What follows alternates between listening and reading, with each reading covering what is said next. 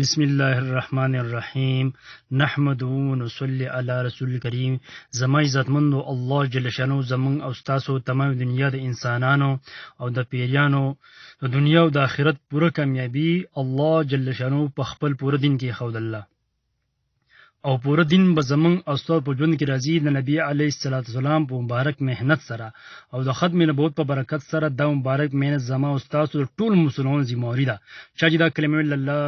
اله الا الله محمد رسول الله نو هغه د دې مبارک مهنت ذمہواری په خپل بخا کوي، نور بخو ترابلی په خپل وبد نه کوي او نور به د بدن نه کوي. دا زموږ سو ذمہواری ده. زما عزتمن نن ز تاسو سره یو دسي وظیفه شیر کومه چې هغه د اذان او د اقامت په درمیان کې د پاو سات یا نیمه غنټه وخی په دې کې څوک درې ځله دغه وظیفه کوي او دغه دعا کوي، نو الله جل شانو با دله چې ډیر چې یعنی انعامونه دی په بدله کې ورګي او داغي فضیلتونه ډیر زیات دي. په روایتونو کې راځي په کتابونو کې راځي هغه فضیلتونه ډیر زیات دي. او یو فضیلت دا دی چې د دې بیماری نه به الله جل شانو د انسان ساتي چې هغه خطرناک او ډینجر بیماریانی لکه کینسر او دسي نور غټ بیماریانی چې د کمینه مرګ چې واقع کیږي انسان ته داینه خامخا مر راځي. د دې کلمې په برکت سره د دې وظیفې په برکت سره به الله جل شانو د دې خطرناکو بیمارونو د حفاظت کوي. دویم د یوازیوال د ګناه به الله جل دې ساتي. کله چې د یوازي شیطان دې انسان چې دوکه کوي، انسان چې دې یعنی دوکه ور کوي او په ګناونو کې اخته کوي، نو د اذان او د اقامت په درمیان کې درې ځله دا کلمات څوک وایي الله جل شانو به د یوازي والی د ګناه نه ساتي. دریم د ظالمانو به الله جل شانو ساتي، کم چې خطرناک او ډینجر ظالمانی په انسانانو کې یا په نور مخلوق کې یعنی د دې ظالمانو به الله جل شانو دې ساتي، د دې حفاظت کوي د دوا او د دې وظیفې په برکت سره. ظالمان به دې بچي، ظالمان به ته هیڅ هم نشي ویلې، دې به د ظالمان نه محفوظي. او څلورم چې هغه یعنی زموږ اوسو د هر چا لپاره زموږ اوسو ضرورت ته هغه د رزق فراخي ده.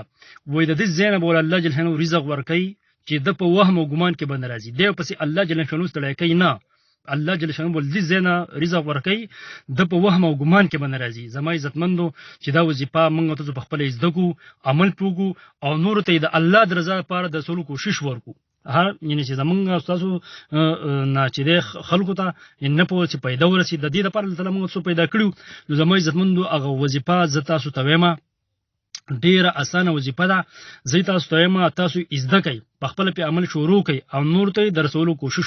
شروع کوي. او دا به د اذان او اقامت په وخت کې یعنی کله چې اذان وشي او د اذان او د اقامت په منځ کې څومره وخی په دې کې سي درې ځله د وظیفه څوک لولي الله جل شانو به ته ډیر فضیلتونه ورکوي. او دا څه فضیلتونه ما تاسو ته بیان کړو، نو دا کلمه مونږ او تاسو زده کو، دا وظیفه مونږ او تاسو زده کو. هغه کلمه دا ده بسم الله الرحمن الرحیم اللهم انی اسألک العفو والعافیه فی الدنیا والآخرة. اللهم انی اسألک العفو والعافیه فی الدنیا والآخرة. اللهم انی اسألک العفو والعافیه فی الدنیا والآخرة. اللهم انی اسألک العفو والعافیه فی الدنیا والآخرة. دا څلور ټکي دي زما عزتمنو چې دا موږ او تاسو زده کو، عمل په وکړو، الله تعالی به زمون او تاسو دنیا هم خسته کی، آخرت په هم خسته کی. الله جل شانو په اول مالا او بیا تاسو لا د سیمل کول توفیق راکړي. زما عزتمنو چا ته چې دا وظیفه او دا زده شي نو هغه د الله د رضا په کمنټ کې لیکي چې ما یعنی دا زده کړه او نور څه خبرې نو زما چې یعنی دا نمبر دی په دې سره تاسو ماته چې کال کولای شي او ان شاء الله یو بل نه بچ دې زده کړه کو ځکه مونږ الله تعالی چې د دین د مهنت لپاره پیدا کړو، دین مهنت په زده کو پای به عمل کو او نور تبع د رسول کوشش کو چې الله جل شانو د حکمونو او د نبی اسلام طریقې په مونږ کې راشي، په تاسو کې راشي او د ټول دنیا په انسانانو کې راشي، ټول دنیا انسانان جهنم نه بچي او جنت لوواله جوړ شي. نه دا زمونږ اوسو ذمہواری ده. مونږ چې څومره وس زمونږ نه کیږي مونږ به د خپل وس مطابق چې کوشش کو او الله جل شانو به داغه